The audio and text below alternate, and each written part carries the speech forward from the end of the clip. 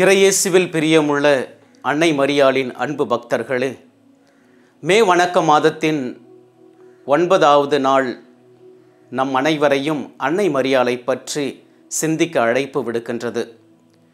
இன்றைய நாளில் விசேடமாக அன்னை மரியா இயேசுவை கருத்தாங்கிய போது வெளிப்படுத்திய 3 நற்பண்புகளை பற்றி சிந்திக்க உங்களை அன்புடன் அழைக்கின்றேன். முதலாவதாக, அன்னை மரியா இயேசுவை கருத்தாங்கும் முன் செய்து வந்த இறைவனுக்கு ஏற்புடைய செயல்கள். அனைத்து பேறுகளையும் இறைவனிடமிருந்து பெற்றுக்கொண்ட அன்னை மரியா தன்னை முழுவதும் தந்தையாம் இறைவனுக்கு அர்ப்பணித்து அனைத்து நற்பண்புகளாலும் நிரம்பியவராக வாழ்ந்து வந்தார். அன்னை மரியா நாளுக்கு நாள் தமது திருவுளத்திற்கு ஏற்புடைய வாழ்வை வாழ்வது கண்ட கடவுள் அவர்பால் மிகுந்த மகிழ்ச்சியுற்றவராக அவரை தம் திருமகனுக்கு ஏற்ற தாயாக விளங்குமாறு மென்மேலும் அருள் வரங்களால் நிரப்பினார். இயேசுவை பெற்றெடுக்கும் நாள்கள் நெருங்க நெருங்க அன்னை மரியா அடைந்த மகிழ்ச்சியை யாராலும் அளவிட்டு சொல்ல இயலாது. இயேசுவின் பிறப்பினால் நீண்ட காலம் அலகையிடம் அடிமைப்பட்டு வாழ்ந்து வந்த மானிடர் மீட்படைவார்கள் என்னும் மறையுண்மையை அறிந்திருந்த மரியா அத்தருணத்திற்காக மட்டற்ற மகிழ்ச்சியுடன் காத்திருந்தாள். அதனை குறித்து தியானித்தும் செபித்தும் வந்தார். நாமும் அன்னை மரியா பெற்றெடுத்த இறைமகன் இயேசுவை நற்கருணை வழியாக உட்கொள்கிறோம். ஆனால் அன்னை மரியாவை போன்று நம் இதயங்களை தூய்மையாக வைத்திருந்து அவரை உட்கொள்கிறோமா? நமது செபம் தியானங்களில் மரியன்னை காட்டிய பக்தியும் இறைப்பற்றுதலும் உள்ளனவா என சிந்திப்போம். இதுவரை நாம் நற்கருணை உட்கொள்வதற்கு நம்மை சரியாக தயாரித்து கொள்ளாது பாவத்தில் நிலை கொண்டு மன்னிப்பு பெறாமல் உட்கொண்டிருந்தால் இனி அவ்வாறு செய்யாது தக்க முன் தயாரிப்புடன் நற்கருணையை உட்கொள்ள முன்வருவோம். இரண்டாவதாக, அன்னை மரியாவுக்கு வானதூதர் இயேசுவின் பிறப்பை முன்னறிவித்த போது அவர் காட்டிய பணிவு. அன்னை மரியா கற்பு நெறி தவறாது வாழ்ந்தவராதலால் அவர் வானதூதர் தம்மிடம் வந்தபோது அவர் அஞ்சினார். கடவுளிடம் ஆழமான விசுவாசம் கொண்டவராக இருந்ததால் தனக்கு அறிவிக்கப்பட்ட இத்திருவுளத்தை நம்பி அதை ஏற்றுக்கொண்டார். மிகுந்த மனத்தாட்சியுடன், நான் ஆண்டவரின் அடிமை, உமது சொற்படியே நிகழட்டும் என்று இறைவனின் திருவுளத்திற்கு தன்னை முழுவதும் ஒப்பு கொடுத்தார். நாமும் அன்னை மரியாவை போன்று மனத்தாட்சியும் கீழ்ப்படிதல் உள்ளவர்களாகவும் வாழ்ந்து அன்னை மரியாவுக்கு பிரியமுள்ள பிள்ளைகளாக விளங்குவோம். நம்மை முழுவதும் அவருடைய அடைக்கலத்திலும் பாதுகாப்பிலும் ஒப்படைப்போம்.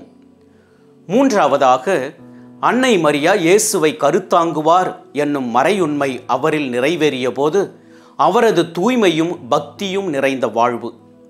வானதூதர் அவரிடம் தூய ஆவி உம்மீது வரும், உன்னத கடவுளின் வல்லமை உம்மீது நிழலிடும் என்று கூறிய அதே கணத்தில் அன்னை மரியா தூய ஆவியின் வல்லமையால் நிரப்பப்பட்டவராய் இறைமகன் இயேசுவை தன் கருவில் தாங்கும் பேறு பெற்றார். அக்கணத்தில் தூய கன்னிமரியாவிடம் குடிகொண்ட உணர்வுகளை குறித்து தியானிப்போம். அவர் தம் கருவில் திருவான இயேசுவை தன் இறைவனாகவும் தன் மகனாகவும் அன்பு செய்து அவருக்கு தன்னை முழுவதும் அர்ப்பணித்து வாழ்ந்தார். அன்னை மரியா காண்பித்துள்ள இந்த மேலான முன்மாதிரியை நாமும் கடைபிடித்து வருவோமானால் நமக்கு அது மாபெரும் பேராகும். அவ்வாறே நமது வாழ்வும் இறைவன் முன்னிலையில் தூய்மையான வாழ்வாக அமைந்திருக்க வேண்டும். 9ஆம் நாள் செபம். எங்கள் ஆண்டவர் இயேசு கிறிஸ்துவின் இனிய அன்னையே, ஆண்டவரின் வார்த்தை திரு உதிரத்தில் வந்துதித்த போது நீர் அனுபவித்த இறை மகிழ்ச்சியை யாராலும் அளவிட்டு கூற முடியாது என்பதை நாங்கள் அறிந்திருப்பதால் மிகுந்த ஆனந்தப்படுகிறோம். உலகமே கொள்ள முடியாத இறைவன் கருவில் உதித்தபோது நீர் அவரை எத்தனை பக்தி விருப்பத்துடன் அரவணைத்து கொண்டீர். அன்பு திருமகனோ உமது பாவ மாசற்ற தூய இதயத்தில் இறைவனால் அனைத்து அருள் வரங்களாலும் அலங்கரிக்கப்பட்ட அந்த கருவாகிய பேழையில் மிகுந்த பிரியத்துடன் தங்கி வாழ்ந்து கொண்டிருந்தார். ஓ தூய கன்னிமரியே, என் அன்புமிக்க ஆண்டவளே, நான் அடிக்கடி நற்கருணையின் வடிவில் திருமகனை என் உள்ளத்தில் வாங்கி ஏற்றாலும் உமது தூய்மையையும் எனது பாவ நிலையையும் நோக்கும்போது நம் இருவருக்குள் தான் எத்தனை பெரிய இடைவெளி உள்ளது. என் இதயத்தில் அனைத்து விதமான தீய குணங்களும் நிரம்பி வழிகின்றன. நான் இப்படிப்பட்ட நிலையில் இருக்கும்போது தூய்மையின் ஊற்றான இறைவன் என்னுள்ளத்தில் எப்படி வந்து குடிகொள்வார்? மாசற்ற கன்னிமரியே, திருமகனை நினைத்து நான் உம்மிடம் இப்போது உருக்கமாக மன்றாடுகிறேன். உமது அருள் உதவியால் நான் நற்கருணையை தூய்மையான இதயத்துடன் உட்கொள்ள எனக்கு உதவியருளும். என் இதயம் திருமகனுக்கு ஏற்ற இல்லமாக திகழ்ந்திட அதில் இறை அன்பும் மனத்தாட்சியும் அன்பாகிய நற்பண்பும் பக்தி பற்றுதலும் இன்னும் அனைத்து நற்குணங்களும் உம்மிடம் இருந்தது போன்று என்னிடத்திலும் விளங்கிட செய்தருளும். ஆமேன். இன்றைய தினத்தில் அடிக்கடி செபிக்க வேண்டிய செபம். ஓ மரியே, இரக்கமுள்ள கன்னிகையே, கிருபாகரியே, கருணாகரியே, அருணோதயமே, எங்களுக்காக வேண்டிக்கொள்ளும்.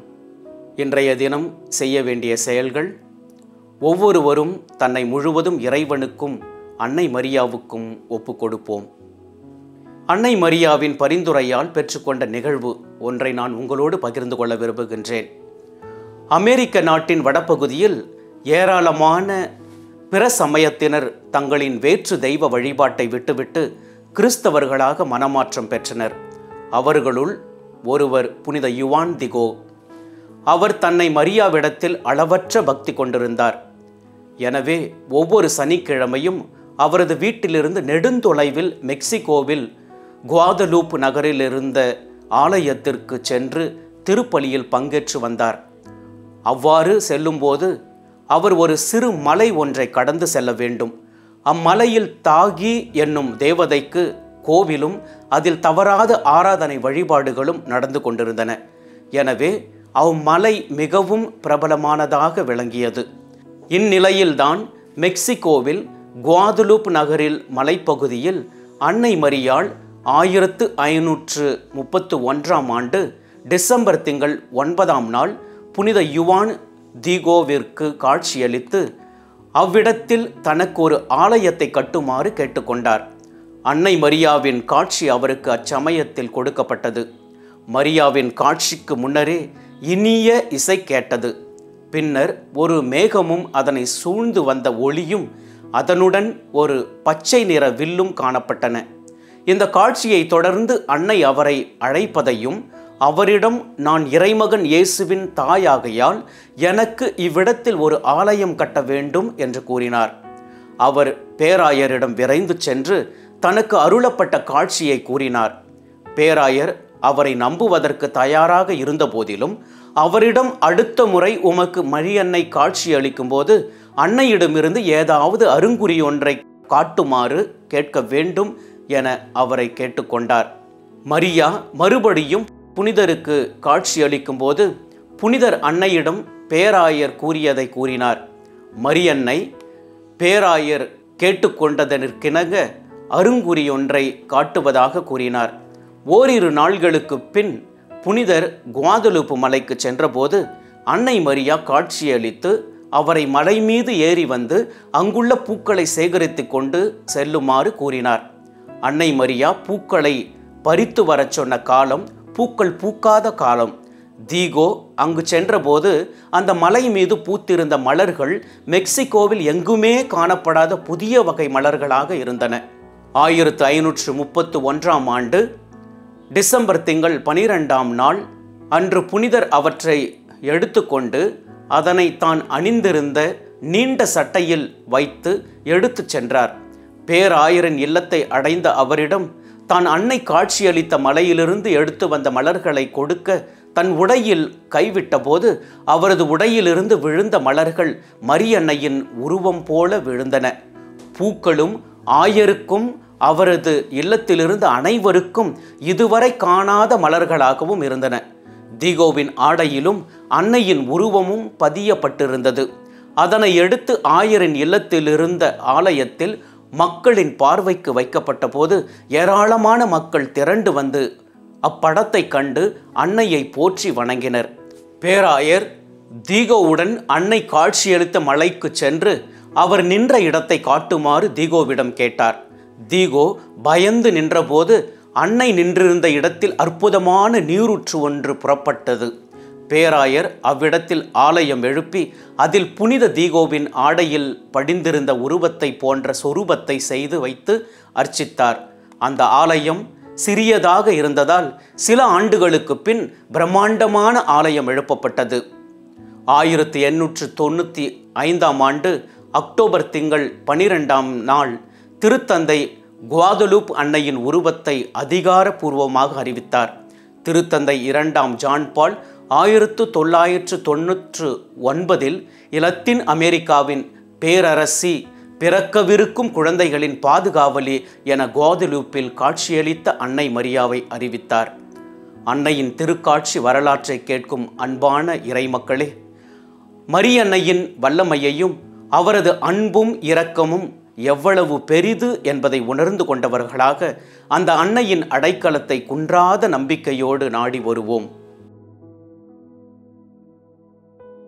மிகவும் இரக்கமுள்ள தாயே, உமது அடைக்கலமாக ஓடி வந்து உம்முடைய உபகார சகாயங்களை இறைந்து உம்முடைய மன்றாட்டுகளின் உதவியை கேட்ட ஒருவராகிலும் உம்மால் கைவிடப்பட்டதாக ஒருபோதும் உலகில் சொல்ல கேள்விப்பட்டதில்லை என்று நினைத்தருளும்.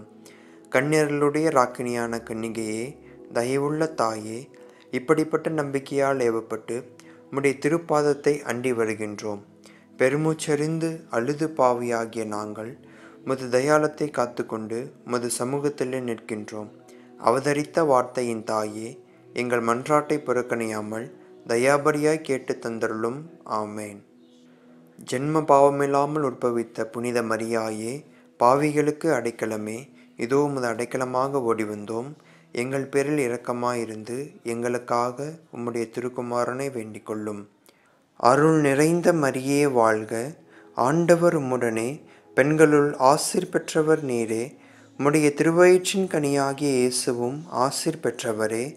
புனித மரியே, இறைவனின் தாயே, பாவிகளாயிருக்கிற எங்களுக்காக இப்பொழுதும் எங்கள் இறப்பின் வேளையிலும் வேண்டிக் கொள்ளும்.